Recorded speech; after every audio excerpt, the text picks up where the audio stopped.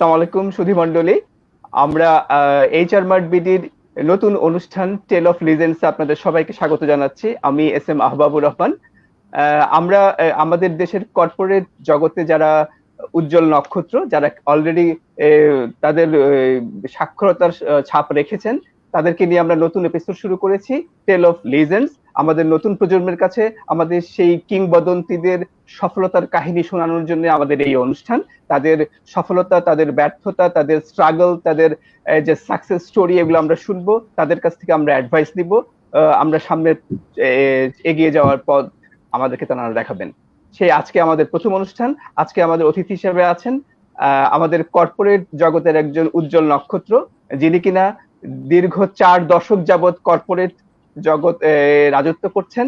আমাদের সবার প্রিয় মিস্টার মাসুদ খান, যিনি বর্তমানে ইউনিলিভার কনজিউমার কেয়ার লিমিটেডের চেয়ারম্যান এবং ক্রাউন সিমেন্ট গ্রুপের চিফ অ্যাডভাইজার হিসেবে কাজ করছেন।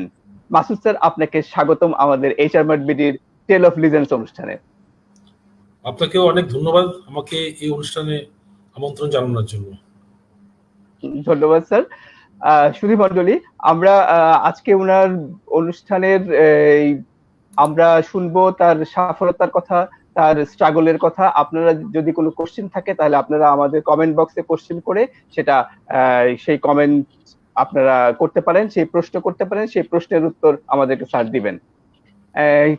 মাসুদ স্যার একই সাথে বিভিন্ন কোম্পানি ইন্ডিপেন্ডেন্ট ডিরেক্টর হিসেবেও আছেন। তিনি community bank, Berger Paint, Singer Bangladesh limited, ভিএলআরটেক্স এবং মেডিকোর মতো কোম্পানিতে উনি ইন্ডিপেন্ডেন্ট ডিরেক্টর হিসেবে আছেন। তো স্যার, প্রথমেই আমি আপনার এডুকেশন লাইফটা একটু শুনতে চাই, আপনার পড়াশোনা এবং আপনার ক্যারিয়ারটা ছোট্ট করে যদি আমাদের দর্শকদের জন্য বলতেন। ধন্যবাদ। আমার মানে আর্লি লাইফ বেসিক্যালি কলকাতায় কেটেছে, কারণ আসলে আমার ফাদার উনি ইনফ্যাক্ট ইন্ডিয়া পাকিস্তান পার্টিশনের আগেই কলকাতায় চলে গেছিলেন। তো ওখানে উনি ব্যবসা করতেন এবং আমাদের সেই সূত্রে আমার পুরো ফ্যামিলি ওখানে ছিলাম আর কি আমরা। তো আমাদের লেখাপড়া ওখানেই হয়েছিল, যদিও আমাদের কলকাতায় কোনো আত্মীয় স্বজন কেউ নাই, সবই বাংলাদেশে, ইনফ্যাক্ট মেইনলি ফ্রম চিটাগং আমরা আর কি। আর ঢাকাতেও প্রচুর আত্মীয় স্বজন আমাদের আছে আর কি। তো এনিওয়েজ আমার স্কুল ছিল আসলে একটা বেশ নাম করা স্কুল কলকাতায়, সবাই এক নামে চেনে, ডন বস্কো বলে এটার নাম আর কি। সো এটা মিশনারি স্কুল আর কি আপনার, এটা এক নামে সবাই কলকাতায় চেনে আর কি। তো এখানে মোটামুটি আমার যেটা ছিল যে একটা ঘটনা ওখানে বলতে হবে আমাকে, বিকজ আমি যে কেরিয়ারে আসলাম আর কি, আমার যে চার্টার্ড অ্যাকাউন্টেন্সি কেরিয়ারটা, আসলে আমাদের সময়তে ক্লাস 8-এ আমরা যখন পড়তাম তখন আমাদের সিলেক্ট করতে হতো যে আপনি কি সায়েন্স করবেন নাকি কমার্স করবেন। তো আমাকে I had to select at that point of time যে আমি কোন স্ট্রিমে যাব, সায়েন্স নাকি কমার্স। সো আমি তখন ওই সময়তে একটা মানে শুনেছিলাম আর কি কলকাতায় থাকতে, দ্যাট একটা প্রফেশন আছে যেটার নাম হচ্ছে চার্টার্ড অ্যাকাউন্টেন্সি। সো এইটার মানে বেশ নাম সবারই ছিল।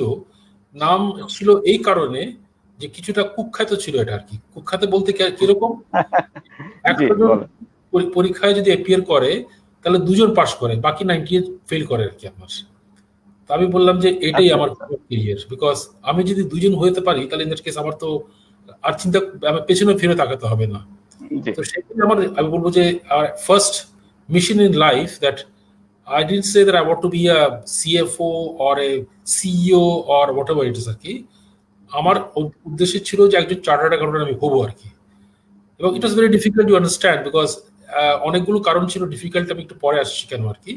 তো যাই হোক, এটা ছিল আমার ফার্স্ট মানে let's say indoctrination into the profession of chartered accountancy. এরপরে ক্লাস 9 গেলাম, তারপরে স্কুল পাস করলাম।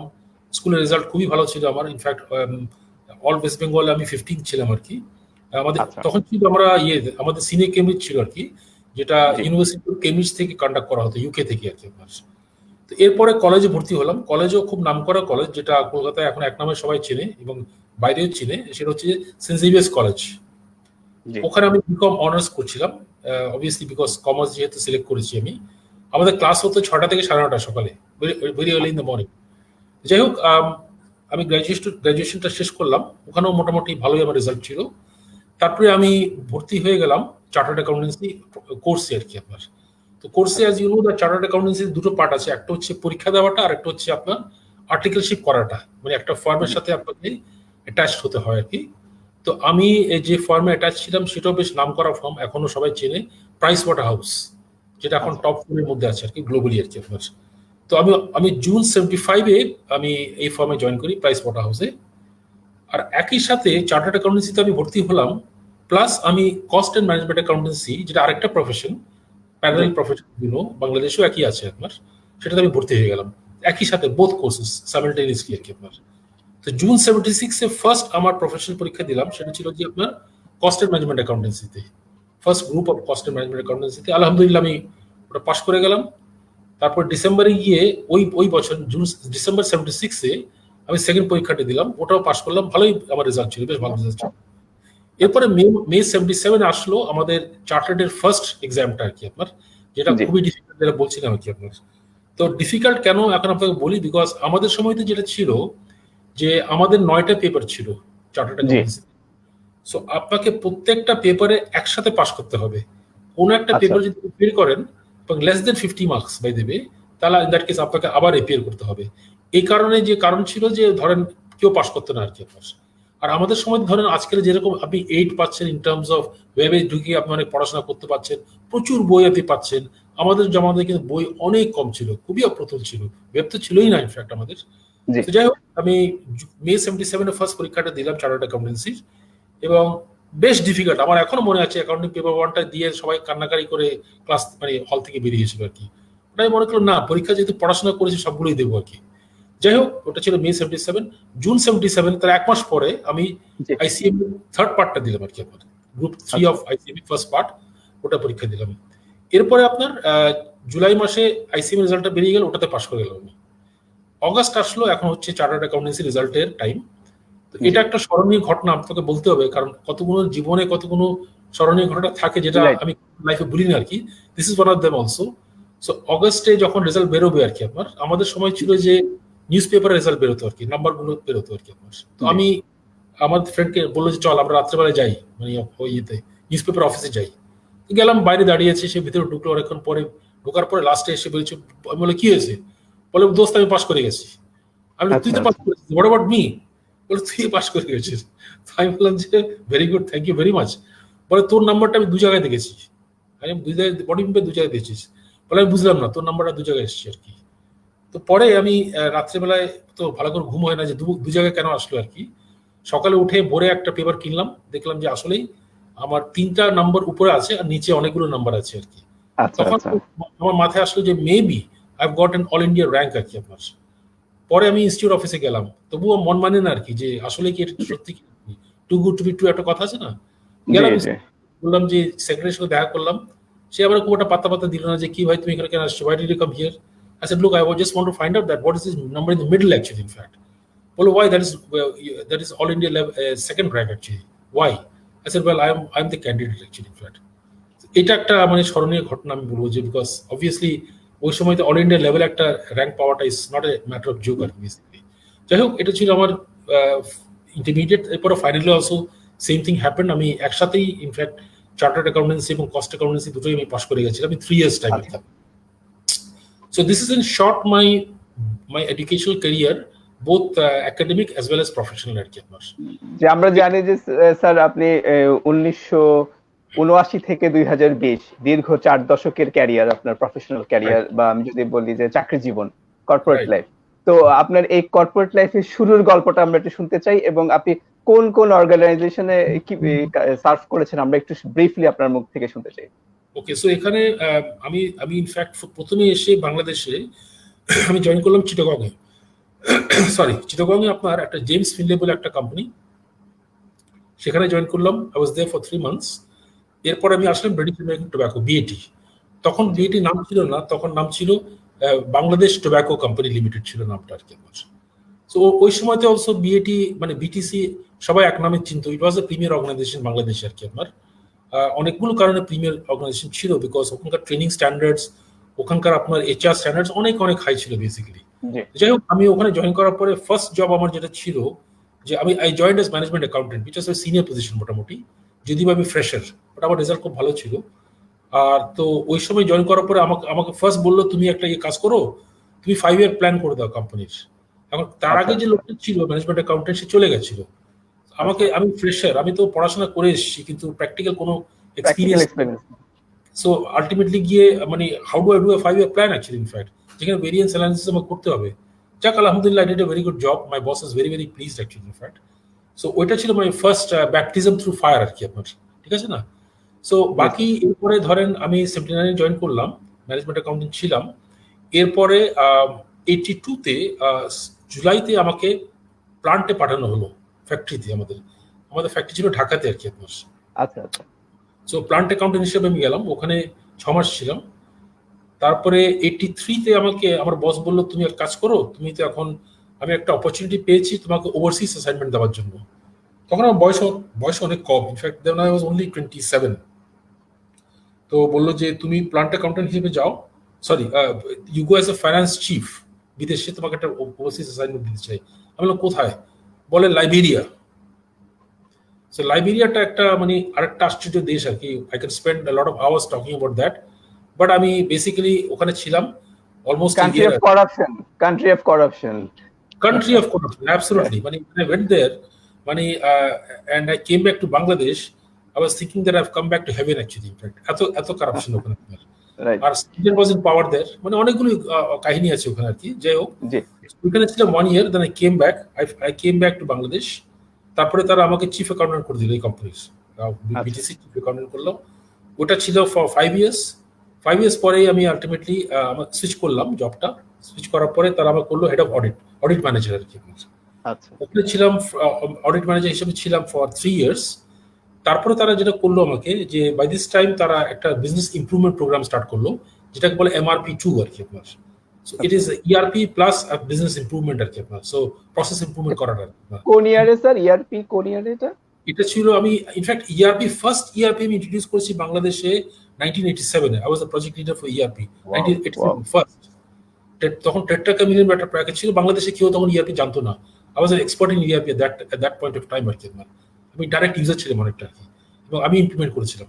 তারপর 93-তে গিয়ে আমরা আরেকটা আপগ্রেডেশন আনলাম ERP-তে। ওখানে গিয়ে বিজনেস প্রসেস প্লাস ERP দুটোই আর কি।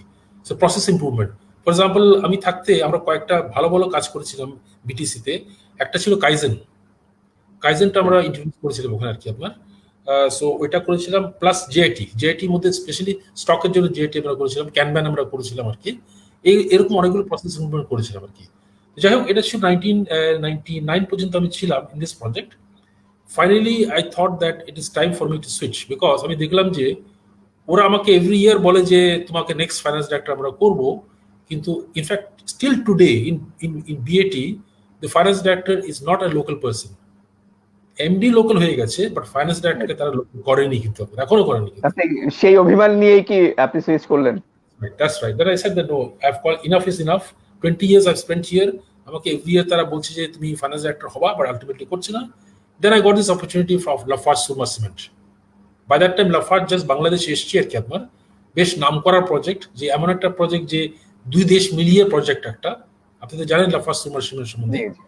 That means বিএটিতে আপনি 20 বছর ছিলেন, right? Exactly 20 years, from 1979 November 79 to November 1999, exactly 20 অনেক লম্বা সময়, অনেক লম্বা সময়। But it was an experience, I never regret that experience basically, আমি বলবো আর কি। কিন্তু স্যার আমি যদি একটু ইন্টারাপ্ট করি আপনাকে, বিএটির মতো একটা এমএনসি থেকে আপনি সরাসরি লাফার্জে আসলেন, তাই তো? লাফার্জে তখন স্টার্টিং স্ক্র্যাচ থেকে আপনি?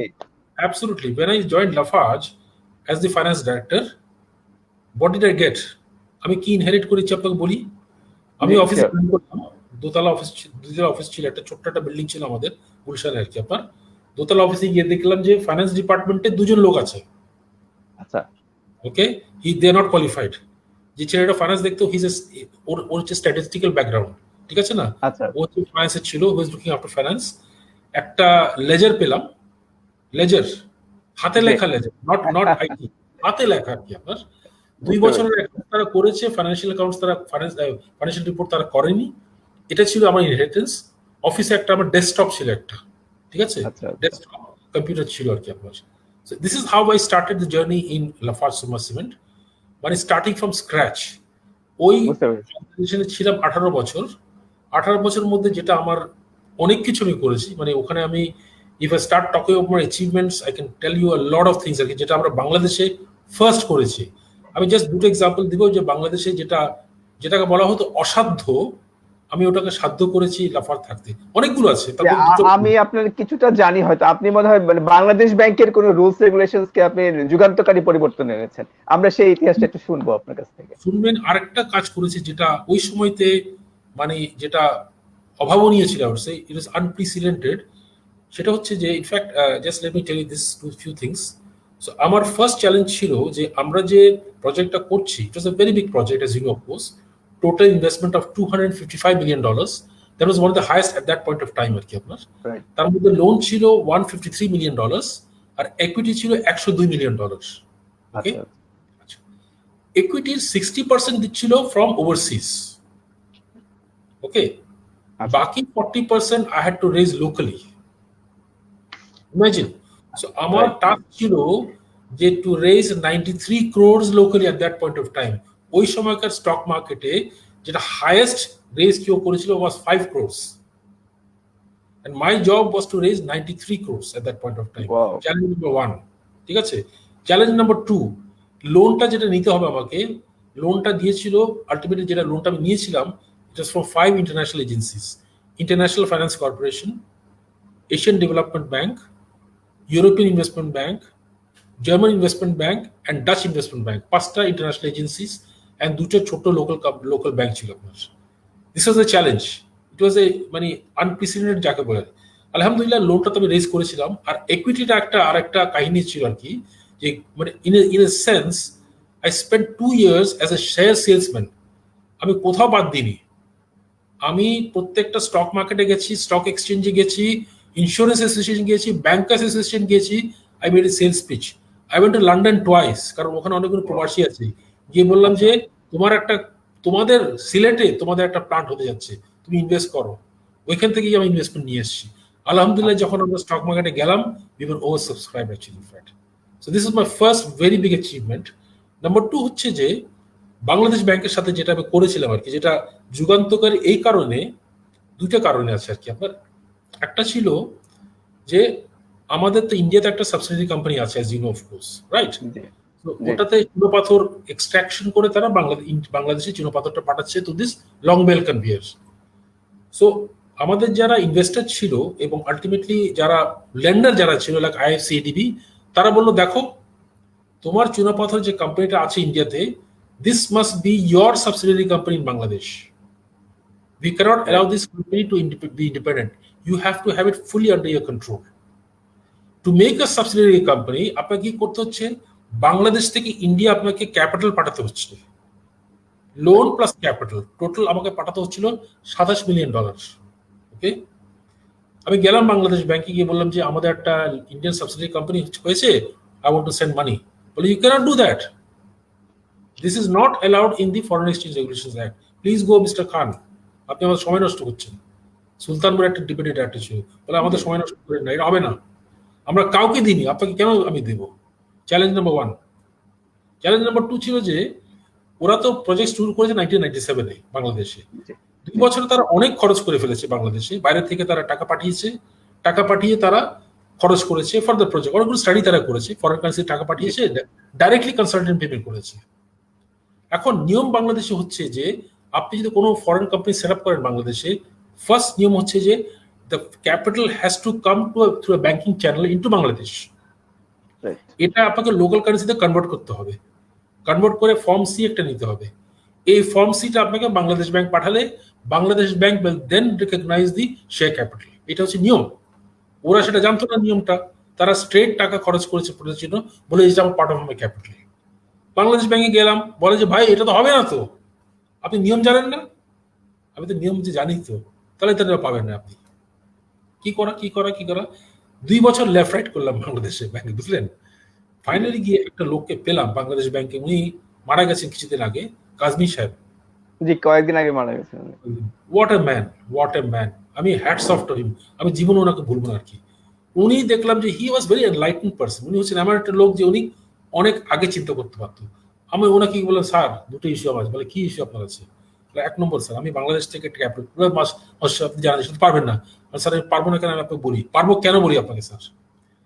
এই যে $137 million of equity loan plus $60 million of equity, which is almost $200 million, এটা বাংলাদেশে প্রথমে আসবে, right?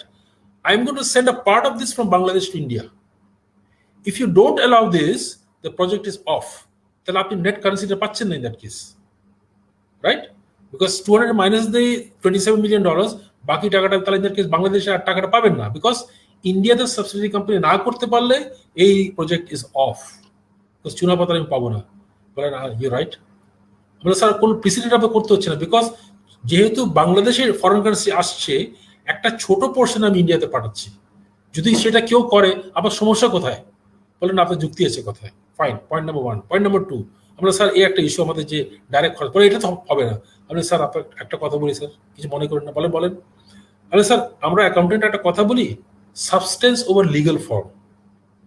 লিগ্যাল ফর্ম হচ্ছে যে হ্যাঁ ব্যাংকিং চ্যানেলে টাকাটা যাওয়ার কথা, সাবস্টেন্স ইজ দ্যাট আসলে খরচটা তো হয়েছে। তো আমি যদি টাকাটা ব্যাংকিং চ্যানেল নিয়ে এসে খরচ করতাম, আপনার আলটিমেটলি তো এটাই তো হতো। তো বলে হ্যাঁ এটাই হতো। এক্স্যাক্টলি স্যার, এটাই বলছি আপনাকে। আপনি যদি নিজেকে কনভিন্স করতে পারেন যে আসলে টাকাটা খরচ করেছি বাংলাদেশে, তাহলে প্লিজ আপনি অ্যালাউ মি। বলে ঠিক আছে, আপনার কথা যুক্তি আছে, ফাইন। আমি এটা যেটা করবো সেটা হচ্ছে যে আমি কোনো অডিট রিপোর্ট মানবো না। আমি বাংলাদেশ ব্যাংক আপনারা যেসব খরচগুলো বলছেন আমি প্রত্যেকটা বছর দেখতে চাই, আমরা নিজের অডিট করব বাংলাদেশ ব্যাংক থেকে। They did that. Both I got. এরকম অনেকগুলো ঘটনা আছে, আমি বলবো না আর কি, but basically it was a huge challenge. এই একটা প্রজেক্ট যে ইন্ডিয়া বাংলাদেশ করাটা, we were the first in everything absolutely. এটা ছিল লাফার্জ।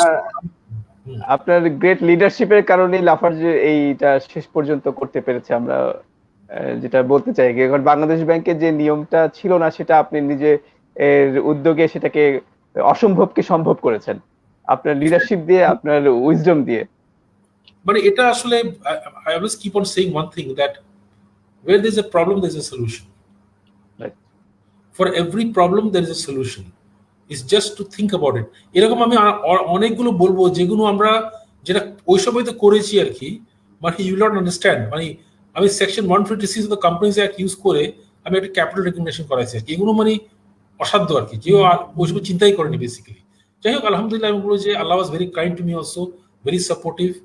এবং আলটিমেটলি গিয়ে যেটা মানে লাফার্জে থাকা অবস্থায় যেটা আমি বলবো যে এত বছর ছিলাম বলে আলটিমেটলি অনেকটা ডিফ্যাক্টো সিও আমি হয়ে গেছিলাম ওখানে আর কি, because everything is to go through me আর কি। বেসিক্যালি এভরিথিং সিও যারা আসতো তারা বলতো তুমি তো সবই জানো, তুমি করো, আমরা জাস্ট তোমাকে সাপোর্ট করবো আর কি। This was my situation towards the end of my career in Lafarge আর কি বেসিক্যালি। দেন লাফার্জ থেকে আপনি চলে গেলেন Crown saving.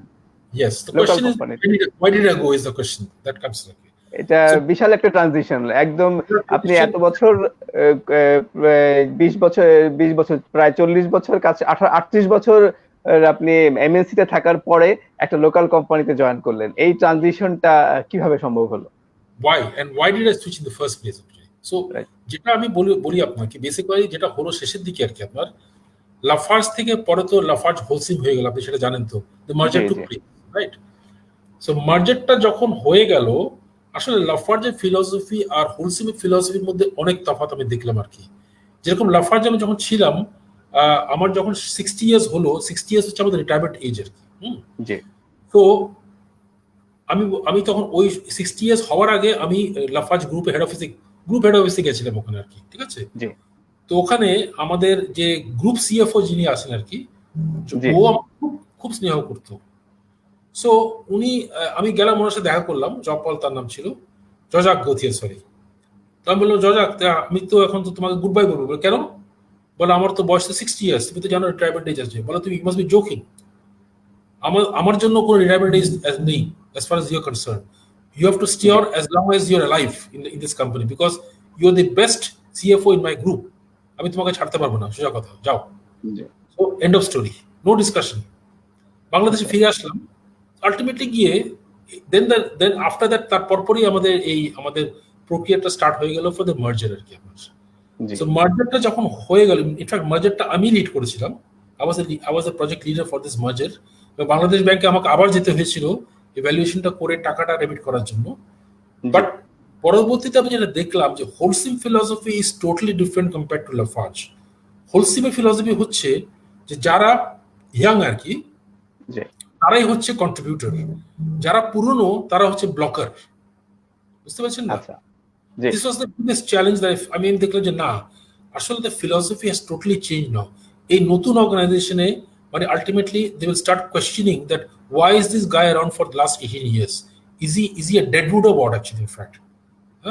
Then I said no, this is time for me to quit actually, because আমি ultimately আমার যেটা মানে যে আমার let's say level of respectটা আমি ওই কোম্পানিতে আর্ন করেছি, যে লেভেল আমি জি ছিলাম, I want to live in that very high note actually, right? Point number one. Point number two হচ্ছে যে ক্রাউনে ওই সময়তে যিনি চেয়ারম্যান, মানে এখনো চেয়ারম্যান আমাদের ক্রাউন সিমেন্টের, উনি হচ্ছেন মিস্টার জাহাঙ্গীর আলম। উনি আবার জিপিএইচ ইস্পাতের also the major owner is of course. ওনার সাথে আমার পরিচয় অনেক বছরের আগে। In fact he happen to be classmate of my wife actually in fact Chittagong. উনি আমাকে খুব স্নেহ করেন, আমাদের চেনে, তো আমাকে উনি আমার অফিসে প্রায় আসতেন আর কি। তো এই 6 মাস আগে before I left the company উনি আমার অফিসে আসলেন, অন্য কথা আসলে বলে, আসলে ভাই আপনি আর কতদিন এমএনসি দের কাজ করবেন? আপনি কি দেশীয় কোনো আমাদের কোনো দেশে কোনো কাজ করবেন না? আপনি কি শুধু এমএনসি দের কন্ট্রিবিউট করে যাবেন? আমরা কি দোষ করলাম? দেশের জন্য কিছু করা উচিত। So I said, okay, fine. I mean, so 6 months I waited. Then finally I said, no, I need to leave Lafarge. Then he called me again. What is the offer? বলে আমি আপনাকে আমি গ্রুপ সিইও করতে চাই। আচ্ছা ঠিক আছে, let me take this challenge. I know it's a big challenge because if culturally, I mean, I can talk a lot about the change in culture between locals and MNCs. There's a huge cultural shock আমি বলবো আর কি। But I took the challenge. 2 বছর CEO ছিলাম, but then I found that আসলে a CEO in a local company is not my cup of tea, because মানে ওখানে যেহেতু ওনাররা directly involved in the business, ওইখানে আসলে আমি এই প্রশ্নটাই আসতে চাচ্ছিলাম যে স্যার আপনি তো দু জায়গায় কাজ করেছেন, what is the basic difference local company এবং এমএনসি এর মধ্যে? ডিফারেন্সটা কি আমি একটু জানতে চাই। I will come to that point. I will come to that point for sure. একটু পরে আমি আসছি আর কি। বাট এনিওয়েজ 2 বছর ছিলাম, then I said okay, enough is enough Jahangir ভাই, আমি এখন যেতে চাই। বলেন আপনাকে তো আমি ছাড়তে পারি না। আপনি যেতে চান কেন? আমি বললাম না, আসলে অ্যালাইনমেন্টটা হচ্ছে না। আই ক্যান সি দ্যাট আপনারা যেহেতু বিজনেসে আছেন, আপনি নেই বাট আপনাদের আত্মীয় যারা আছে, টু ব্রাদার্স, দুই ফ্যামিলি বিজনেসটা, মোল্লা সল্টে একটা ফ্যামিলি আর একটা হচ্ছে যে এনাদের জাহাঙ্গীর সাহেব ফ্যামিলি। আপনাদের যেহেতু দুজন ডাইরেক্টররা ডাইরেক্টলি ডেইলি অফিস করছি আর কি, এখানে আসলে সিওর কোনো রোল আমি দেখি না বেসিক্যালি। সব ডিসিশন ওনাদের কাছ থেকে আসে। ইভেন লিভ নিয়ে অলসো ইউ পিপল ইন্টারফিয়ার। আবার তো I can't work in this environment. বলেন না মাসুদ ভাই, আপনাকে থাকতে হবে, I need you very badly. ঠিক আছে, আপনি তাহলে ইন দ্যাট কেস একটা কাজ করেন, আপনি তাহলে আমার চিফ অ্যাডভাইজার হয়ে যান, বিকজ আপনারা আমার I need a lot of your advice basically. বললাম fine, as long as I don't have day-to-day issues, I've got nothing, chief advisor I can be, because I can help you a lot in terms of improving your business. এখন in fact daily আমার কাজটা আরো বেড়ে গেছে in fact, কারণ আমাদের যে MD যিনি আছেন উনি আমাকে সকাল থেকে বিকাল বসায় রাখে, মাসুদ ভাই এটা কি করবো বলো তো একটু আমাকে, এটা এই আমাদের যে সেলসের যে আইডিয়াটা এসছে, এই ক্রেডিট কন্ট্রোলটা কিভাবে করবো বলো আমাকে একটু প্লিজ। এটা লেগেই আছে basically. So this is the situation basically. আরেকটা জিনিস আপনাকে বলি আমি বিফোর আই ফরগেট আর কি, যেটা আমার নেশা আর কি। পেশার কথা তো আপনি শুনেন এতক্ষণ তো। জি, আমার নেশাটা কি? আপনি টিচিং এর সাথে জড়িত, আমি এটা জানি অনেকদিন যাবত। টিচিং এর সাথে জড়িত, এটার একটা কাহিনী একটা আছে আমার। জি, আমরা ছোট্ট করে একটু শুনতে চাই। কাহিনী ছোট্ট করে বলি আপনাকে। যখন আমি বিটিসি জয়েন করলাম আর কি, তো আমার বস যিনি ছিলেন উনি খুব নাম করা লোক, জাহিরুদ্দিন আহমেদ ওনার নাম, জাহিরুদ্দিন আহমেদ। সো ওনার ফাদার ছিলেন ঢাকা কলেজের আপনার আপনার কি জানো ভাইস চ্যান্সেলর ছিলেন ঢাকা কলেজের আর কি। ওই যে আপনার ওনার বোন ছিল আমাদের আইভি রহমান আর কি, আপনার জাহিরুদ্দিন সাহেব, উনি ওয়েল নোন প্রফেশনাল, উনি আমাদের ফাইন্যান্স ডাইরেক্টর ছিলেন, উনি পড়াতেন ইনস্টিটিউটে। তো একদিন আমাকে বললো, এই মাসুদ চল আমার সাথে। কোথায় স্যার? বললো আমি তোমার একটা নিয়ে যাবো এক জায়গা থেকে, আমি যেখানে পড়াই নিয়ে যাবো। চলেন স্যার যাই। গেলাম নটরডেম কলেজ, ওখানে ক্লাস হতো তখন, চার্টার্ড ইনস্টিটিউটে ক্লাস হতো। প্রায় 100 জন স্টুডেন্ট দেখিয়েছে ক্লাস, বিরাট ক্লাস একটা, 100 জন স্টুডেন্ট মধ্যে বসে আছে, সব বুড়া। ওই যে বললাম না আপনাকে যে কেউ পাস করতো না, এখানেও সেম সিস্টেম ছিল যে সবগুলো পাস না করলে পাস করতে পারেন না। ম্যাক্সিমাম হচ্ছে আমার বয়স থেকে ডাবলের বয়স, আমার তখন বয়স 25 আর কি আপনার। তো উনি গিয়ে বললেন যে এই শোনো, এই তোমরা এই যে দেখছো উনি এখন থেকে তোমাদের পড়াবে। তো সবাই আমার দিকে আমাকে তাকায় আছে, কি রে ভাই এই ছোকরা করতে আসলো একটা আর কি আপনার এই 25 বছরের ছেলে আমাদেরকে এসব পড়াবে আর কি। তো যাই হোক, আমি ওই দিন ক্লাস নিলাম একটা টপিক নিয়ে, ম্যানেজমেন্ট অ্যাকাউন্টিং এ। তো একদিন অফিস, এরপরে 3 কি 4 দিন পরে অফিসে বসে আছি, তো আমাকে পিয়ন বলে, স্যার আপনার কয়েকজন ছাত্র আপনার সাথে দেখা করতে এসেছে, তাহলে পাঠাও। তো আসলো, বয়স্ক সবগুলো, ভেরি ভেরি এজেড আর কি। তার মধ্যে একজনকে আপনি চিনবেন, এখন বেশ নাম করা, উনি হচ্ছেন আপনার আফতাবুল ইসলাম, যিনি আপনার ওই এমচামের প্রেসিডেন্ট ছিলেন। তারপরে বাংলাদেশ ব্যাংকের এখন উনি হিজ ওয়ান অফ দ্য বোর্ডে আছেন, বেশ নাম করা উনি আর কি।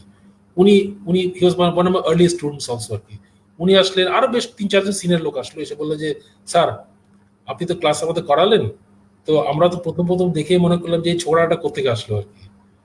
পরে আপনার ক্লাসটা পড়ে এত ভালো লাগলো যে আমরা আসলে, স্যার আমরা অনেক সিনিয়র লোক, আমাদের আসলে ক্লাস করতে ভালো লাগে না, তো আপনি যদি কিছু মনে না করেন আমাকে একটু প্রাইভেটলি পড়াতে পারেন।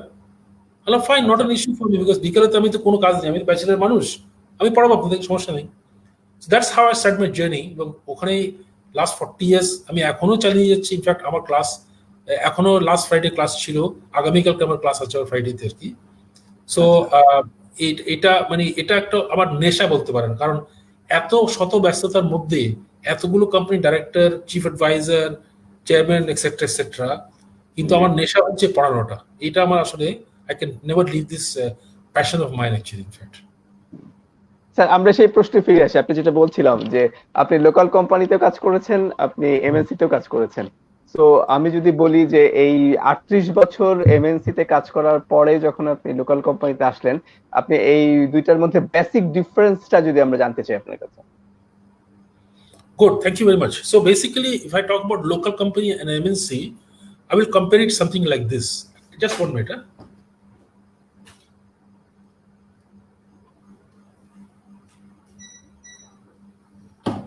So, few issues as far as local company versus MNC is concerned. The first thing is that, যেটা আমরা বলে থাকি, separation of ownership from management. Right? একটা এমএনসি তে, ফর এক্সাম্পল লাফার্জ যদি বলে থাকেন, অথবা ইউনিলিভার, আমি এখন আসি, let's say for example, let's say এরকম যতগুলো মাল্টিন্যাশনাল কোম্পানি আছে আর কি, you do not know who are the owners. ওনার্সরা কে আমরা কেউই জানি না। ওনার্সরা কোথায় বসে আছে, nobody knows. What they have done is that they have totally entrusted the business to professionals. ওরা বোর্ড মিটিং এ বসবে, হয়তো মেজর স্ট্র্যাটেজিক ডিরেকশন দেবে, যেটাও কিন্তু সিও, গ্রুপ সিও যে আছে, উনি প্রস্তাব নিয়ে যাবে যে আমার স্ট্র্যাটেজিক ডিরেকশন এটা হওয়া উচিত, আমি এটা অ্যাকুইজিশন করা উচিত, এটা ডাইভেস্টমেন্ট করা উচিত, এটা নিউ লাইন অফ বিজনেস যাওয়া উচিত, প্রস্তাব দেবে, তখন তারা এই কনসিডার করবে। But otherwise everything is handle by the professional managers. But what about governance, corporate governance যেটা আছে, অ্যাবসলিউটলি না, কর্পোরেট গভর্নেন্স আর অন্য ইস্যু, ওটা তো পরে আসছে আমি আর কি। But what about the local companies? Local companies, the owners are there in the business on a day-to-day basis. So there's no separation of ownership from management. Here is very difficult to grow local professional managers. Very difficult because of the psyche of these owners. তারা যেটা মনে করে যে ভাই আমি তো 20 বছর থেকে এই কাজটা শিখেছি, আপনি আমাকে কি শেখাবেন? You cannot teach me actually, in fact. This is point number 1. আর ইন এ সেন্স ধরেন যারা আপনার সেলফ মেড পিপল থাকে আর কি, তাদের কতগুলো let's say I would say creative চিন্তা থাকে, মানে আপনার নেটিভ চিন্তা থাকে, যেটা হয়তো আমাদের হয়তো আসে না basically as professional managers. But আমাদের যে কতগুলো স্ট্রেংথ আছে সেটা কিন্তু তারা বুঝতে পারে না আসলে, যে বিকজ তারা ওই অপরচুনিটি দেয় না আপনাকে, কারণ তারা সব ডিসিশন মেকিং এ তারা ঢুকে যাচ্ছে। আপনাকে তো তারা কোনো ডিসিশন মেকিং অ্যালাউ করছে না। তো ইনফ্যাক্ট আপনাকে হয়তো এম্পাওয়ারও করছে ডিসিশন নেওয়ার জন্য, কিন্তু যখনই ডিসিশন নিচ্ছেন উইদাউট কনসাল্টিং, ওনারা বলছে একটু আপনি আমার সঙ্গে আলাপ করলেন না, এটা তো এরকম করলে করতে পারতাম আমরা। সো আলটিমেটলি গিয়ে যেটা হয় that you cannot grow local professional managers in a local company. Point number 1। Corporate governance যেটা আপনি বলতে চাইছেন, আসলে কর্পোরেট গভর্নেন্স অলসো এখানে কিন্তু অনেক ডিফারেন্স আছে, বিকজ আমরা জানি যে we talk about corporate governance আর কি, কয়েকটা পিলার্স আছে অফ কর্পোরেট গভর্নেন্স। নাম্বার 1 হচ্ছে যে বোর্ড যেটা থাকে আর কি, বোর্ডটা হচ্ছে the strongest point as far as corporate governance is concern. এখানে আপনার ধরেন ইন্ডিপেন্ডেন্ট ডিরেক্টর আছে, ওনার ডিরেক্টর আছে, আর মানে যারা আপনার ধরেন এক্সিকিউটিভ ডিরেক্টর যারা আছে ওরা থাকে আর কি। এখন ধরেন লোকাল কোম্পানি যে ইডি যারা এক্সিকিউটিভ ডাইরেক্টর যারা যদি তারা করে আর কি, সাধারণত তারা তো করে না। তো লোকাল কোম্পানিতে দেখেন যে ডাইরেক্টর থাকবে either owner director or independent director. You don't have executive directors. Like CEO is not a director in a local board actually. But for multinational companies, it's very common. You have all the executive directors as local directors. So এখানে একটা first point. Second point হচ্ছে the role of CEO. Very strong as far as MNC is concerned, but local company তে আসলে CEO এর কোনো role নাই absolutely. Point number 2. Point number 3 হচ্ছে, and this is the most important point আমি বলবো, the concept of internal control. আচ্ছা, Internal controlটা MNC তে is extremely strong. কিভাবে? Everything is laid down on paper. All business processes are clearly defined. আপনাকে সব কোনো কিছু এসওপি রেডি করা আছে সব। absolutely everything, goods receiving থেকে নিয়ে, ইন্সপেকশন থেকে নিয়ে, কমপ্লেইন হ্যান্ডলিং থেকে নিয়ে, অর্ডার টু ক্যাশ, একটা কাস্টমারের অর্ডার পেলাম, এটা কিভাবে আমি ট্রান্সলেট করতে পারি সেলস অর্ডার ক্রেডিট চেকটা কিভাবে হবে, এরপরে আপনার গিয়ে আলটিমেটলি ইনভয়েস আপনার ডিসপ্যাচটা কিভাবে হবে, ডিসপ্যাচ ও invoice. So this are very structured and laid down in a MNC company. So if tomorrow somebody leaves, another person comes, he knows exactly what to do. In a local company, everything is verbal. একটা লোক যখন চলে যায়, there's a vacuum which is created. Another difference. আরো কয়েকটা interesting difference আপনাকে বলি আমি, সেটা হচ্ছে যে MNC যেটা করে, they call it asset light strategy. What is asset light? Very simple. তারা দুটো জিনিস করবে। একটা হচ্ছে যে তারা ফোকাস করবে only in their core business. আচ্ছা, বাকি সবগুলোকে তারা আউটসোর্স করে দেয়। They will not be in the transportation business. They will not be in the packaging business. They will not go any other business. They will এখন তো প্রোডাকশনও হচ্ছে, প্রোডাকশনটাও তো তারা আউটসোর্স করে দিচ্ছে। Yes. Why? Very simple answer. সেটা হচ্ছে they don't want the fixed cost. যখনই আপনার ডিমান্ড কমে যাবে, you're only paying for the variable cost. আর আপনার যদি নিজের ফ্যাসিলিটি থাকে, you end up paying all the fixed cost. So your cost per unit goes up তখন আপনার যখন প্রোডাকশন কমে যায়। এই কারণে তারা এটাকে আউটসোর্স করে। প্লাস তারা যেটা বলে that my core competency, my skill is in my core area. আমি তো I don't want to be a logistics guy. That's not my skill. I don't want that. I don't want to do advertisement. আমি research করবো না, রিসার্চটা বাইরের লোকের কাজ। কিন্তু এটা আমি কেন করবো? প্যাকেজিং আমি কেন করবো? এটা তো আমার স্কিল না তো। I will not do packaging actually, in fact. Even now, as you know, that they're outsourcing also other activities as well. So MNC এর অনেকগুলো আমি বলবো যে শেখার বিষয় আছে। ব্র্যান্ডিং এন্ড সাপ্লাই চেইন দেখেন, তাতে কন্ট্রোলটা কিরকম, they brand their product. Last but not the least, and the most important part আমি যেটা বলবো সেটা হচ্ছে people. They select the best people. The MNCs select the best people and they pay them the best also. And they provide the environment that যেখানে ভালো করে কাজ করতে পারি, এই এনভায়রনমেন্ট তারা দিচ্ছে। বেস্ট পিপল তারা ছেকে নিচ্ছে, আপনার প্রফেশনাল পিপল তারা নিচ্ছে। They pay them very well, but they take the best people. Because আমি একটা কথা সবসময় বলে থাকি, that a world class company has world class people. That is what differentiates one company from another. Unless you don't have world class people, you cannot have world class systems, you cannot have world class people, because you cannot have innovation also. In fact, if you talk of Google, if you talk of Amazon, what do? They hire the best. And they will be the best results actually. In fact, this is an MNC and a local. Sorry, I don't, but there are major differences, I would say, in fact. Right. Already আমাদের সাথে অনেক দর্শক যুক্ত হয়েছে, দর্শকদের প্রশ্ন আসছে, আমরা আস্তে আস্তে দর্শকদের প্রশ্নেও যাব। তার আগে আমি আরেকটা ইস্যুতে আপনার কাছে যেতে চাই, আমরা একটু ডিফারেন্ট টপিকে ঢুকতে চাই এখন। সেটা হচ্ছে যে আমরা এখন কোভিড-19 এর যে প্রভাবটা আমরা দেখতে পাচ্ছি আমাদের ইকোনমিতে এবং জব মার্কেটে, দু জায়গাতেই একটা প্রভাব পড়েছে। এটা শুধু আমাদের দেশে না, সারা বিশ্বেই এটা একটা প্রভাব পড়েছে। আমি আপনার কাছে ছোট্ট করে জানতে চাই যে এই ইকোনমিক যে কন্ডিশনটা, এটা কতটুকু ভয়াবহ হবে আমাদের জন্য? কতটুকু ভয়াবহ হবে, বা এটা থেকে আমরা কবে থেকে ফিরে আসতে পারবো নরমাল সিচুয়েশন? ফিরে আসতে কত সময় লাগবে? ওকে, সো এটা আসলে I'll try to answer it in short, because এটা নিয়ে অনেক লেখালেখিও করেছি, ইনফ্যাক্ট নিউজপেপার আর কি, অনেক কথাও বলেছি আর কি। Let me try to make it as short as possible. So first thing হচ্ছে যে একটা ছোট্ট জিনিস আপনাকে আমি এক্সপ্লেন করবো, সেটা হচ্ছে আমরা যে বলি circular flow of income. Circular flow of ইনকামে কি হয়, যে আমরা হাউসহোল্ড, আমি আপনি আমরা চাকরি করি, আমরা বেতন পাই, এই বেতনটা আমি আবার খরচ করছি to buy goods and services, correct? Right. তখন ম্যানুফ্যাকচার যারা আছে আমার ডিমান্ডটা পেয়ে তারা গুডস এন্ড সার্ভিস প্রডিউস করছে, তারা সেল করছে, রেভিনিউ পাচ্ছে, ওইখান থেকে আমাকে সে বেতন দিচ্ছে। This is how the flow গোস।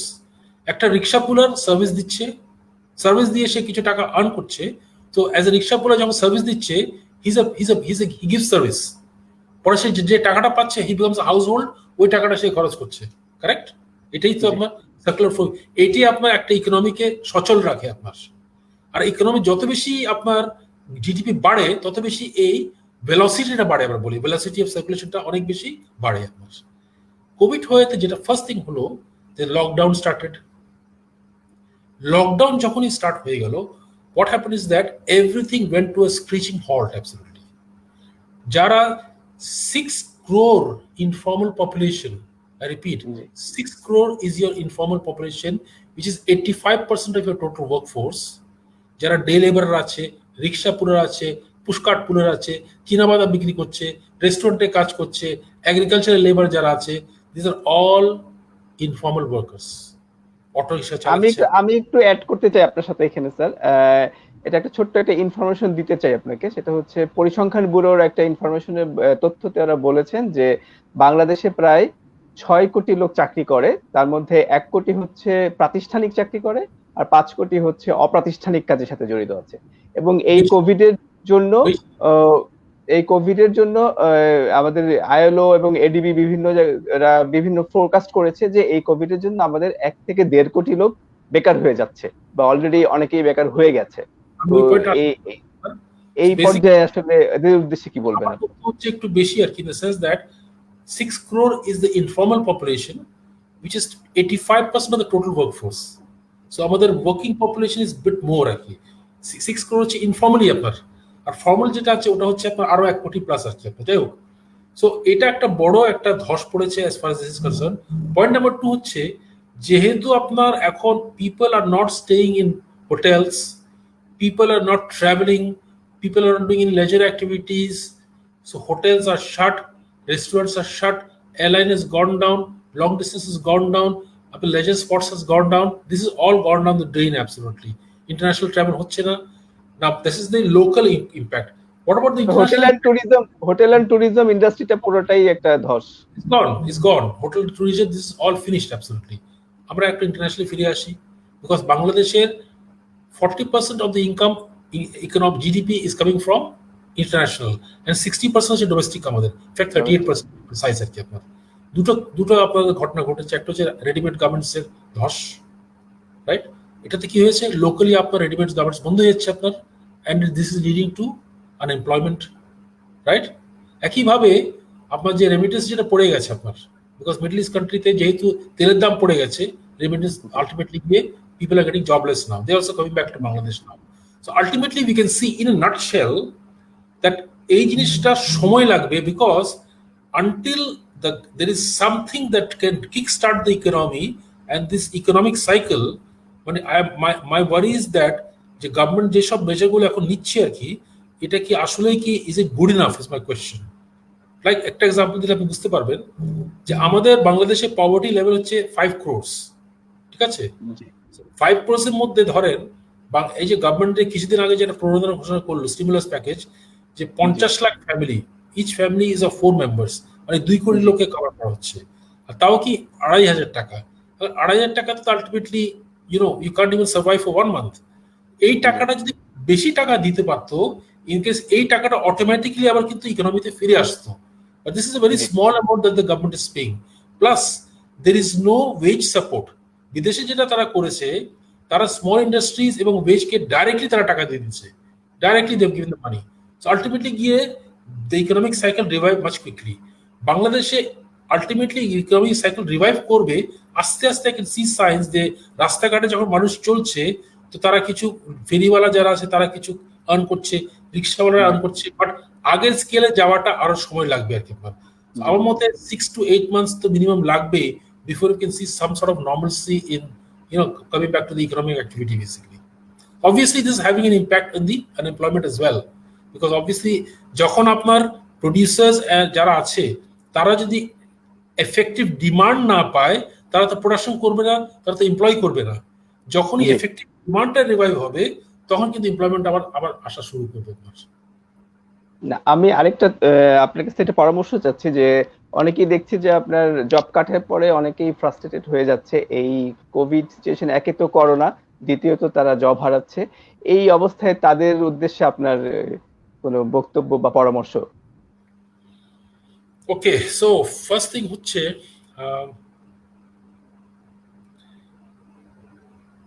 এইটা যে সিচুয়েশনটা আর কি আপনার, এই সিচুয়েশনটা আমরা তো কেউ আশা করিনি। This is unprecedented, right? G so but আমি একটা কথা মানে সবসময় বিশ্বাস করি আর কি, এবং এটা অলওয়েজ আমার ক্ষেত্রেও কাজে দিয়েছে আর কি, যে আমাদের লাইফে কোনো কোনো সিচুয়েশন থাকবে যেখানে হতাশার আপনি একেবারে নিম্ন পর্যায়ে চলে যাবেন অ্যাকচুয়ালি। বাট আমি একটা কথা বলে থাকি always, that for every night there is a dawn. একটা রাত্রে পরে একটা দিন আসতেই হবে কিন্তু, এবং এই জিনিসটার জন্য আপনাকে অপেক্ষা করতে হবে। You need a patience, this is point number 1, যেটা আমাদের আনফর্চুনেটলি প্রেজেন্ট জেনারেশন অভাব আর কি আপনার। বাট আমি যেটা বলি এট দ্য সেম টাইম মনে করি দ্যাট আমাদের এই যে একটা সর্ট অফ চ্যালেঞ্জ যেটা আমাদের হাতে এসেছে আর কি, জি এই চ্যালেঞ্জকে আমাদের অপরচুনিটিতে অলসো ক্রিয়েট করা উচিত। কিরকম? ভেরি সিম্পল, সেটা হচ্ছে যে আমার এখন অনেক টাইম আছে। am I using this time properly to reskill myself, right? আমাকে এখন দেখতে হবে যে এই অবস্থাতে how can I sort of fend for myself, আমি নিজে কি করতে পারি। আমি তো জব পাবো না in the next 4-6 months for example, let's say. In the mean time how do I survive, আমাকে তো কিছু একটা করতে হবে তো। সো একটু চোখ কান খোলা রাখলে অনেক কিছুই করা যায় কিন্তু আপনার, লাইক ফ্রিল্যান্সিং এর অনেক কিছুই করা যায়, সহজ ফ্রিল্যান্সিং করা যায়, ডেটা এন্ট্রি হতে পারে আপনার, কন্টেন্ট রাইটিং আপনার হতে পারে, there are many things that you can do actually. In fact WordPress আপনি শিখতে পারেন, ওয়ার্ডপ্রেস শিখে কিন্তু আপনি ডিজাইনিং করতে পারেন। There are lot of works that you can do as far as freelancing is concern. অনেকে এই জিনিসটা করছে। আপনাকে নিজেকে একটু রিস্কিল করতে হবে, যে এই টাইমটা আছে এই টাইমের মধ্যে আপনাকে রিস্কিল করতে হবে। রিস্কিল করলে আপনি যেটা দেখবেন যে আপনার জন্য ভবিষ্যতে অনেকগুলো অপরচুনিটি খুলে যাবে। লাইক এখন the future is all IT. আমি এই জন্য জি সবাই অল ইউথকে অলওয়েজ বলে থাকি যে please guys, IT does not mean that আপনাকে প্রোগ্রামার হতে হলে আপনাকে কম্পিউটার সায়েন্স করে আসতে হবে। I know of very good programmers যারা ইংলিশে মাস্টার্স, তারা সুন্দর প্রোগ্রামিং এখন করছে আপনার কিন্তু, বিকজ ইটস জাস্ট আজকালের যে ল্যাঙ্গুয়েজ যেগুলো হয়ে গেছে high level language, like Python for example. Python lot of people can learn Python very easily actually in fact. বা ডেটা অ্যানালিটিক্স যেটা এখন এসে গেছে আপনার, ডেটা অ্যানালিটিক্স, পাওয়ার বিআই আছে ফর এক্সাম্পল, ট্যাবলো আছে, পাওয়ার বিআই আছে। এগুলো আসলে শেখাটা খুব একটা ডিফিকাল্ট না, আমি যদি চেষ্টা করি পারি। ফর এক্সাম্পল ওয়েব ডিজাইনিং, আগে আমরা জাভা ইউজ করতাম, এখন জাভা লাগছে না কিন্তু, এখন আমি ওয়ার্ডপ্রেস দিয়ে করতে পারছি আপনার। এরকম অনেক কিছু আছে যারা কিন্তু এখন শিখতে পারি, এবং এগুলো কিন্তু প্রচুর আপনি আপনি পাবেন ইন দ্য ওয়েব। ওয়েবে অনেকে আপনাকে ফ্রি আপনাকে শিখিয়ে দেবে কিন্তু আপনার, যে আপনার জি আপনি জাভা শিখতে চান, অথবা আপনি পাওয়ার বিআই শিখতে চান, অথবা আপনি লেটস সে ওয়ার্ডপ্রেস শিখতে চান, there are many free courses যেটা আপনাকে দিচ্ছে। আমার কথা হচ্ছে যে why don't you use this time to do this. বসে বসে আপনি কিছু বাসায় কিছু কাজ করতে পারতেন তো, কন্টেন্ট রাইটিং করলেও তো আছে। আপনি আই নো পিপল যারা এখন কন্টেন্ট রাইটিং শিখে তারা কিছু কিছু কাজ করছে, কিছু টাকাটা আপনি অন করতে পারেন তো। এবং আলটিমেটলি যেটা হবে যে এটা আপনার ভবিষ্যতের জন্য অনেক অনেক অনেক কাজে আসবে। This is my point actually in fact. কারণ স্যার আমরা যেটা দেখছি যে কোভিড পরবর্তী সিচুয়েশনে জব মার্কেটের স্কিলটাও একটু ডিফারেন্ট হবে। এখন যে স্কিল, যে ধরনের স্কিল নিয়ে আমরা কাজ করছি, বাট এই কোভিড, আফটার কোভিড আমাদের আরো উন্নত মানের স্কিল লাগবে, কারণ তখন আমাদের ফোর্থ ইন্ডাস্ট্রিয়াল রেভলিউশনের অনেক কিছু শুরু হয়ে গেছে। অলরেডি আমরা দেখছি যে আমরা ওয়ার্ক ফ্রম হোম করছি, আমাদের মিটিং গুলো অনলাইনে হচ্ছে, ট্রেনিং গুলো অনলাইনে হচ্ছে, আমাদের সেলস মার্কেটিং এর অনেক কাজই অনলাইনে হচ্ছে, আমাদের সাপ্লাই চেনটা অনলাইনে হচ্ছে। সো আমাদের মনে হয় আইটি বেসড স্কিল গুলো আরো বেশি দরকার এই পরবর্তী সিচুয়েশন গুলোতে জব পাওয়ার জন্য। স্যার আপনি কি বলবেন? সো বেসিক্যালি আমি একটা কথা অলওয়েজ বলে থাকি, that the future is IT. The future is IT. The way IT is coming into our lives, it has come like anything else. Like for example, কয়েকটা এক্সাম্পল যেটা আপনি বুঝবেন, ধরেন এখন রোবোটিক প্রসেস অটোমেশন যেটা আমরা বলে থাকি, রোবোটিক প্রসেস অটোমেশন জি আমাদের টেক্সটাইল ইন্ডাস্ট্রিতে অলরেডি এসে গেছে। যেগুলো standardize jobs, robots are doing it now because they are far more efficient at a far lower cost actually fact it is already come. ঠিক আছে না? এআই তো এখন ভালো করে ঢুকে গেছে আপনার। জি এই যে বটস, আপনি এখন হয়তো কারোর সাথে চ্যাট করছেন কাস্টমার কেয়ারে, it could be just a bot actually fact, it's not a person, it's not a human being, it's a bot. Bot is talking to you actually fact. ঠিক আছে না? এরকম তো এভরি স্পেস। আপনি দেখেন internet of things, এখন internet of things has come in such a big way আর কি। আপনার অ্যালেক্সার নাম তো আপনি শুনেছেন তো, টকিং অ্যাসিস্ট্যান্ট আর কি আপনার।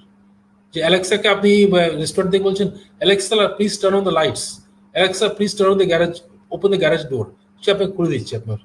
কোথায় আমরা চলে যাচ্ছি আসলে কিন্তু। And even in finance also, আপনাকে এক্সাম্পল আপনাকে দিই, আমরা এসএপি তে যখন এন্ট্রি করি, ফর এক্সাম্পল লেটস সে আমি কোনো একটা ইনভয়েস এন্ট্রি করছি, অ্যাকাউন্টস পেয়েবল মডিউলে আমি ইনভয়েস এন্ট্রি করছি, আমি কি করি তখন ইনভয়েস এন্ট্রিতে গিয়ে ওখানে গিয়ে ইনভয়েসের নাম্বারটা রেফারেন্স দিচ্ছি আমি, তারপরে ডেসক্রিপশন দিচ্ছি, সাপ্লায়ারটা আমি সিলেক্ট করছি, এগুলো এন্ট্রি করছি আপনার। এখন বটগুলো কি করছে আপনার, রোবটগুলো কি করছে, যে একটা আপনার স্ক্যানার আছে, স্ক্যানার থেকে সে ফিল্ডগুলো নিয়ে নিচ্ছে, নিয়ে অটোমেটিক্যালি সেই ফিল্ডগুলো নিজে বসায় দিচ্ছে আর কি। Is automating the process? No, absolutely.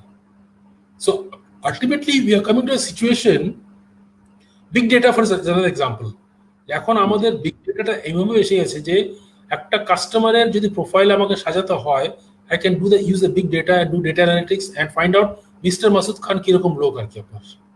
ঠিক আছে না? মানে এখন ডিসিশন গুলো সব ডেটা ড্রিভেন হবে, ডেটা ড্রিভেন ডিসিশন। ব্রাউজ করতে গেলে আপনাকে সাজেশন দিচ্ছি যে আপনি এখানে ঢোকেন, বিকজ সে অলরেডি আপনার বুঝে ফেলেছে কিন্তু আপনার। So AI, Internet of Things, blockchain programming, for example, let's say, is now there to stay now. So আমি যেটা বলার চেষ্টা করছি, that the future is IT. এবং একটা ফাইন্যান্সের লোক যদি IT না জানে, ultimately he's not going to be successful in finance profession. Everything is now going to be IT driven, and আমাদের এই স্কিলটা আমাদের নিতে হবে, otherwise ultimately you will become a dinosaur actually in fact. Sir আমরা দুইটা দর্শকের কোশ্চেন নিতে চাই এই মুহূর্তে এসে। আমাদের একজন দর্শক আমাদের সাথে আছেন, পার্থ সাহা। উনি জিজ্ঞেস করেছেন উনি কিভাবে ওনার লিডারশিপ কোয়ালিটিটাকে উনি ডেভেলপ করতে পারেন। Good question. So leadership is another topic where I can spend hours in talking actually in fact. But first of all, let's try to understand that who is a leader actually in fact. আমি খুব simple একটা definition আছে of a leader, সেটা হচ্ছে যে a leader is a person who positively influences, the word I'm using is positively influences a group of people towards a common objective. আমার কোনো একটা অবজেক্টিভ আছে, কোনো একটা গোল আছে, কোনো একটা কাজ করতে হবে আমাকে, আমার যারা ফলোয়ার আছে তাদেরকে আমি পজিটিভলি ইনফ্লুয়েন্স করে ওদেরকে আলটিমেটলি এই কাজটাকে করাই দিচ্ছি, পজিটিভ ইনফ্লুয়েন্স। এখন এই লিডারশিপ যদি আমাকে ডেভেলপ করতে হয়, কি করা লাগবে বেসিক্যালি? সো কয়েকটা জিনিস আমি যেটা মনে করি, অ্যাটলিস্ট ইন মাই লাইফ আমি যেটা করে এসেছি আর কি আপনার, এবং এটা করলে আমার মনে হয় একটা ভালো লিডার হওয়া যায়। The first important thing for a leader is this, and that's the biggest challenge in my opinion, is to gain the trust of your employees. Because if you can do this, in that case, faith can move mountains. আপনাকে তারা blindly follow করবে, আপনাকে কখনো challenge করবে না। So এই ট্রাস্টটা আসবে কোত্থেকে? এই ট্রাস্ট আসবে কয়েকটা জিনিস থেকে আসবে ট্রাস্টটা। নাম্বার ওয়ান হচ্ছে যেটা আমি বলে থাকি, ওয়াক দ্য টক। অর্থাৎ আপনি যে কথাটা বলেন এটা আপনাকে প্র্যাকটিস করে দেখাতে হবে। You have to lead by example. আপনি যদি শুধু কথা বলেন, আলটিমেটলি আপনার কাজের মধ্যে গরমিল দেখে আপনার সব ফলোয়াররা, তখন আপনাকে তারা ট্রাস্ট করবে না। This is point number one. Point number two হচ্ছে, unless you give respect you will not gain respect. This is point number two, যে আপনাকে রেসপেক্ট দিতে হবে। পয়েন্ট নাম্বার থ্রি হচ্ছে আপনাকে জেনুইন কেয়ার দেখাতে হবে to your সাবঅর্ডিনেটস। Point number four, very importantly, is all about communication. So communication মানে হচ্ছে আপনাকে you have to be a very powerful communicator, because at the end of the day আপনি ভালো করে যদি আপনার আইডিয়াস কমিউনিকেট না করেন, আপনি আপনার সাবঅর্ডিনেটকে ইনফ্লুয়েন্স করতে পারবেন না। Written communication, verbal communication has to be very very very strong. আপনার ভিশনারি হতে হবে, আপনাকে বিগ পিকচার থাকতে হবে। আলটিমেটলি বিগ পিকচার না থাকলে আপনি কিন্তু লিডার হতে পারবেন না। মোর ইম্পর্টেন্টলি যেটা আমি মনে করি সেটা হচ্ছে যে অ্যাজ এ লিডার আপনাকে যেটা করতে হবে, that আপনাকে বিজনেসের প্রত্যেকটা এরিয়া আপনাকে বুঝতে হবে, বিকজ কন্ট্রিবিউট যদি করতে চান আপনি শুধু ফাইন্যান্স থাকলেই হবে না, কিন্তু আলটিমেটলি আপনাকে বিগার পিকচার নিতে হবে বিজনেসের to make good business decision. So there are many traits of a leader যেটা আমি মনে করি, বাট সব থেকে বড় important in my opinion is that আপনি যদি আপনার সাবঅর্ডিনেট যারা আছে তাদের রেসপেক্ট, তাদের যদি ট্রাস্টটা গেইন করতে পারেন, তারা আপনাকে ব্লাইন্ডলি ফলো করবেন। That is. Thank you very much. Partha Saha নিশ্চয়ই আপনার প্রশ্নের উত্তর পেয়ে গেছেন। দর্শক মন্ডলী, আমাদের সাথে আছেন mister Masud Khan, chairman Unilever consumer care limited. আপনাদের যদি কোনো প্রশ্ন থেকে থাকে স্যারের কাছে, আপনারা প্রশ্ন করতে পারেন, স্যার আপনাদের প্রশ্নের উত্তর দেওয়ার চেষ্টা করবেন। স্যার, এবার আমরা একটু ডিফারেন্ট টপিকে যেতে চাই। যারা এখন ইয়াং জেনারেশন, যারা ফ্রেশ গ্রাজুয়েট, যারা চাকরিতে ঢুকবে এবং তাদের অনেক স্বপ্ন, তারা এমএনসি তে কাজ করবে বা অ্যাকাউন্টেন্সিতে যাবে, তো আমি যেটা শুরুতেই আপনার কাছে জানতে চাইবো যে তাদের জন্য আপনার পরামর্শটা কি থাকবে, যে কর্পোরেটে আসার আগে কিভাবে প্রিপারেশনটা তাকে নিতে হবে?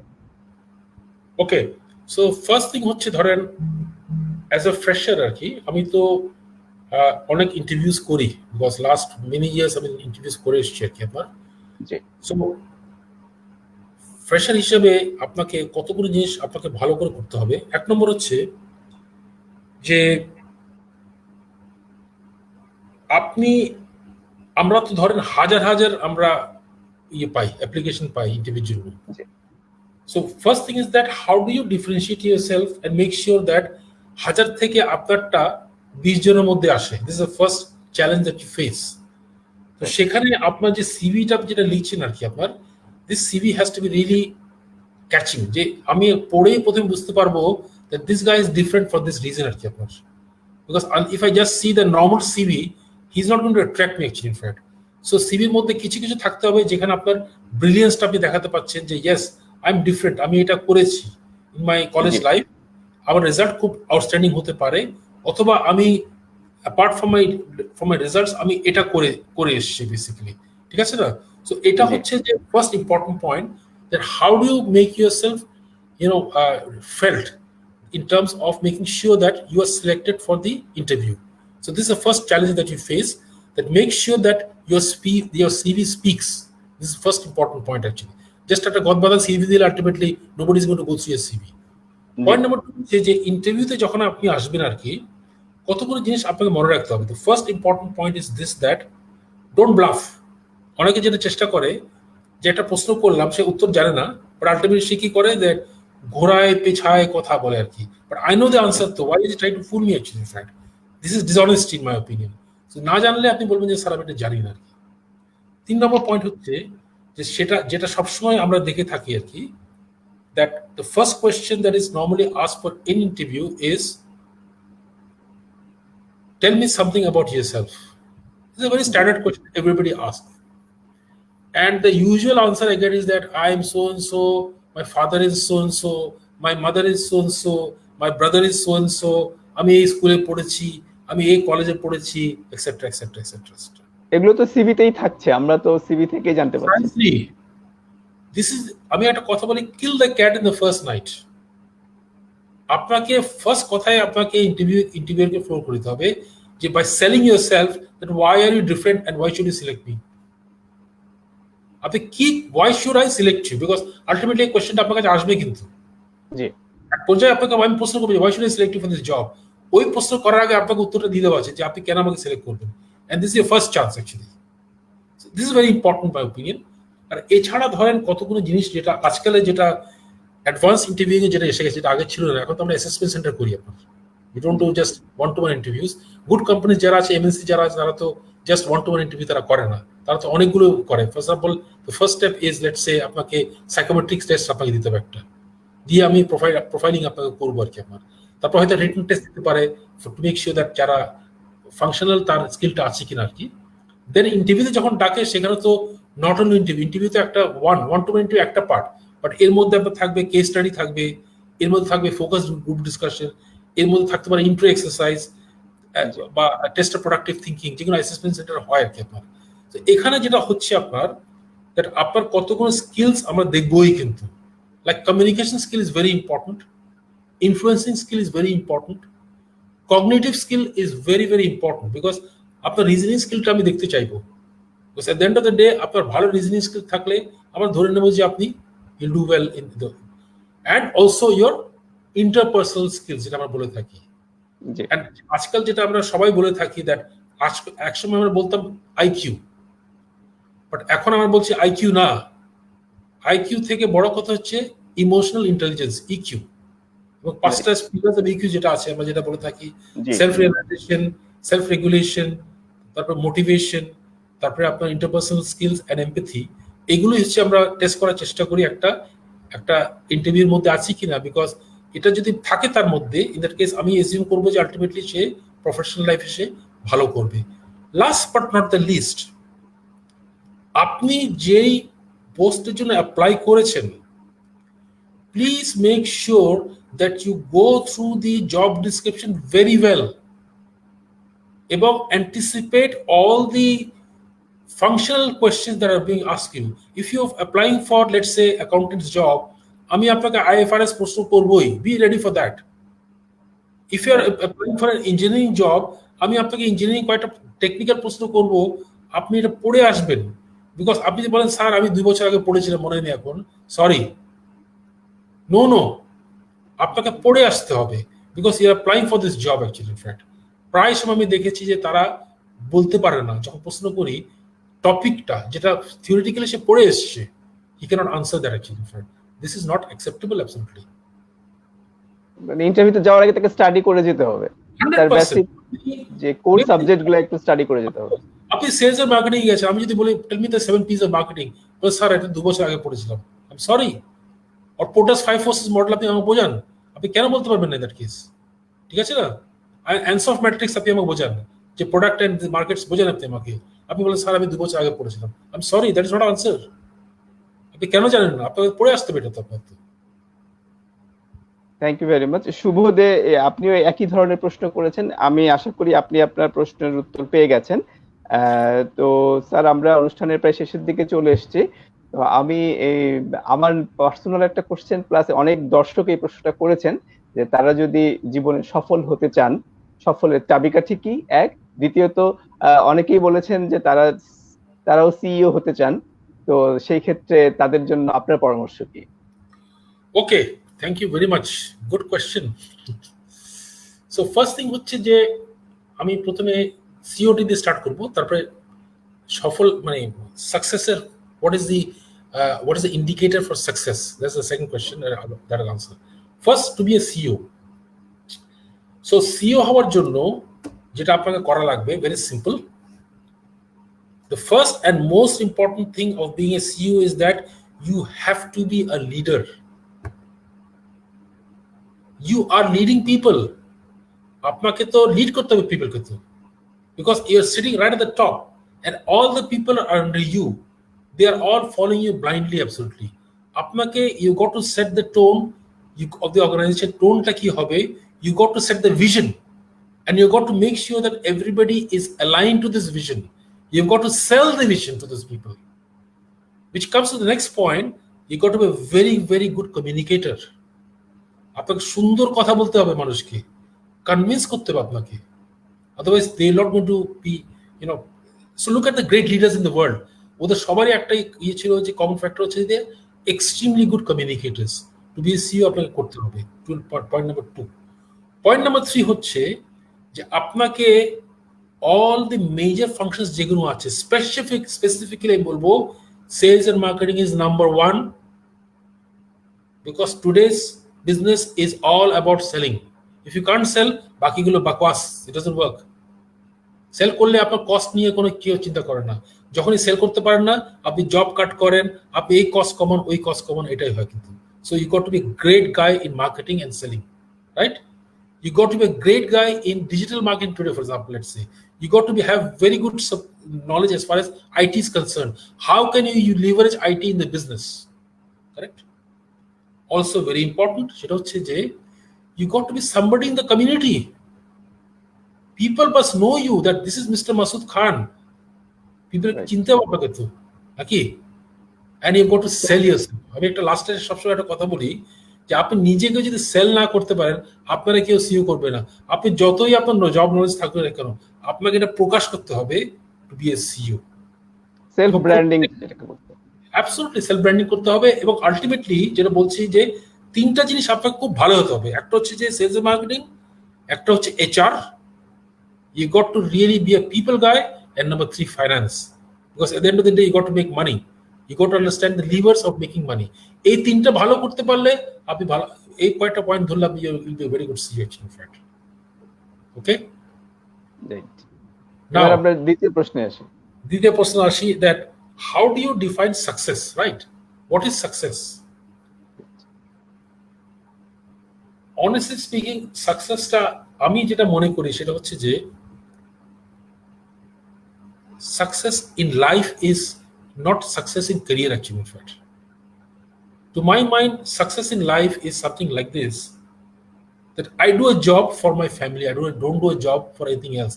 A job is not an end, a job is a means to an end. So the first important thing আমি যেটা at least always বিশ্বাস করেছি, খুব স্ট্রংলি বিশ্বাস করেছি, সেটা হচ্ছে যে আমি যে জবটা করব, but at the same time I got to have the work-life balance. Right. I got to give sufficient time and invest in my children. I use the word invest because আমি নিজে ছোটবেলা থেকে আমার ছেলেদের নিজে পড়াতাম। ইভেন আমার ছেলে যখন পরে ইউকেতে গেল পড়াশোনা, গ্র্যাজুয়েশন করার জন্য, ফাইন্যান্সে পড়তে গেল, আমি তাকে স্কাইপে পড়াতাম। You have this bonding in that case. Right. Their children will ultimately be bonded to you. And ultimately আমরা একটা কথা বলে থাকি যে আপনার যদি সন্তানরা একটা মানুষ হয়ে if they are settling life, এর থেকে বড় পাওয়া আপনার আর কিছু নাই। So to my mind that is the greatest index of success, that how ultimately you have developed your family. A career তো আছেই, I understand, but career is not the end. আমি বলি যে means to an end. This is point number 1. Point number 2 হচ্ছে যে success in career is what basically. আমার কথা হচ্ছে যে আপনাকে সবাইকে তো সিইও হওয়ার কোনো দরকার নাই actually. I can be satisfied in being let's say a second man in a finance department. আমাকে সিইও হতে হবে বা সিএফও হতে হবে, নট নেসেসারি। আমি যখন আমার জার্নি স্টার্ট করেছিলাম, আই নেভার থট আইল B A chairman for example. Chairman তো অনেক দূরের কথা, সিইও হবে এটাও চিন্তা করিনি আমি। সিএফও হব, became CFO, I was thinking great, my life is now made absolutely. I was very happy actually in fact. But Allah Ta'ala দিয়েছে and I got an opportunity and I went for it. But it's not that I was very hungry that ultimately আমাকে CFO হতে হবে বা CEO হতে হবে, আর chairman তো দূরের কথা, never thought of it actually. So again, be satisfied with what you have. হ্যাঁ, doesn't mean that আমি just একটা ক্লার্ক হয়ে বসে থাকলাম, এটাও ঠিক না। But at the end of the day, মানে উচ্চাও বলে সে হওয়া কিন্তু sometimes very difficult, এবং এটা হওয়া উচিত না। 2 more points আমরা যেটা প্রায় ক্ষেত্রে করে থাকি, এবং this is the problem with the present generation, সেটা হচ্ছে যে তারা পড়াশোনা করে না। আমি একটা কথা বলি always, that we learn from our cradle to the grave. আমি যখনই টাইম পাই কিছু একটা ওয়েবে ঢুকে একটু নতুন কিছু শেখার চেষ্টা করি, because time is money. Every second you are passing away, you losing this second, learn something absolutely. এবং আমরা ইনস্টেড অফ সোশ্যালাইজিং ফেসবুক না করে, this is way of learning actually. The web is the best master route, আমি যেটা বলে থাকি আপনার। আরেকটা ভেরি ইম্পর্টেন্ট পয়েন্ট, আর last but not the least, যেটা আমি একটু খুব স্ট্রংলি বিশ্বাস করি, সেটা হচ্ছে যে হেলথ ইজ ওয়েলথ। আমরা জানি আপনি খুব ডিসিপ্লিন লাইফ মেনটেন করেন, এবং ঝড় বৃষ্টি যত কিছুই থাকুক, কোভিড আপনাকে আটকাতে পারেনি। আপনি সকালবেলা 8 ঘন্টা জগিং করেন, এই নিউজটা আমি জানি। এটা আমার একটা নেশা, এটা is a part of my life, and plus আমার হ্যাবিটস যেটা আছে, ভেরি হেলদি হ্যাবিটস আমি করি আর কি। এটা আমি মনে করি is also N investment, because আমি if I remain healthy, in that case I have a healthy mind as well actually, in fact, right? So এটা মানুষের এটা করা উচিত in my opinion। করলে দেখবেন যে if you do vigorous exercise, mental well-being টা বেটার হয় আপনার, ফিজিক্যালি অলসো আপনি ভালো থাকবেন actually, in fact। ফুড হ্যাবিটটাও একটা ফ্যাক্টর, ফুড হ্যাবিটটা ভালো রাখা উচিত, ভেরি ভেরি ইম্পর্টেন্ট। এবং আজকাল যেগুলো বলছে কোভিডের সময় যে আপনি আদা খান, আপনি রসুন খান, আপনি পেঁয়াজ খান, আপনি হলুদ খান, এটা আমি 20 বছর থেকে খাচ্ছি অলরেডি। কিন্তু I have it daily in the morning actually, in fact. It's a part of my habit. Thank you very much sir. আমরা অনুষ্ঠানের একদমই শেষ পর্যায়ে চলে আসছি। আপনি অনেক ব্যস্ততার মাঝেও আমাদেরকে প্রায় 1 ঘন্টার উপরে সময় দিয়েছেন, আমরা সত্যি কৃতজ্ঞ। এবং আমি আশা করি যে আমাদের যারা দর্শক রয়েছেন, যারা ফ্রেশ গ্রাজুয়েট রয়েছেন, তারা আপনার কথা থেকে অনেক উপকৃত হবেন, অনেক দিক নির্দেশনা পেয়েছে এবং তাদের অনেক প্রশ্নের সমাধানও পেয়ে গেছে। স্যার, একটা আমি একেবারেই শেষ প্রান্তে চলে যাচ্ছি। জি স্যার, প্লিজ আপনি অ্যাড করতে চান। অ্যাড করতে চাই বিফোর আই ফরগেট আর কি। আপনার যারা আসলে গ্র্যাজুয়েটস, যারা ফ্রেশার্স যারা বেরোচ্ছে আর কি, আমি জি একটা কথা কিন্তু তাদের বলতে চাই দ্যাট আমরা আসলে এখন যেটা বাংলাদেশের যে সমস্যাটা, that we are producing so many white collar graduates, but there is not enough jobs. Right. There is not enough jobs. So আমাকে 20 লক্ষ গ্রাজুয়েট বের হচ্ছে প্রতি বছর। absolutely, and how many jobs are being created? 3-4 lakhs maybe at the most. So everybody is getting underemployed. এই জন্য আমি যেটা বারবার বলছি সবাইকে আর কি, that please guys, you know, think of doing something for yourself because you may not get a job actually. So কিছু একটা আপনি করেন যেটা আমি এখন অনলাইনে অনেক কিছু কাজ করা যায়, কিছু ওটা জি করেন list. There are many ways of doing self-employing yourself rather than just running for a job and 1 year আপনি বেকার থাকলেন আর কি। আর যত বেকার থাকবেন আপনি তত ফ্রাস্ট্রেটেড হবেন কিন্তু আপনার। রাইট। কারণ সবাইকেই চাকরি করতে হবে নট নেসেসারি, আমরা উদ্যোক্তাও হতে পারি। Yeah, absolutely, absolutely. There are many ways of opening online টা এখন তো ভালোই ওপেন আপ হচ্ছে এখন তো। Thank you very much sir. So এই দর্শকরা আমাদের সাথে এতক্ষণ ছিলেন, সবাই আপনাদের সবাইকে অনেক ধন্যবাদ এবং আশা করি পরবর্তীতে অন্য কোনো লিজেন্ডের সাথে আমাদের দেখা হবে। আজকের মতো এখানেই বিদায় নিচ্ছি। আল্লাহ হাফেজ, আসসালামু আলাইকুম। আসসালামু আলাইকুম।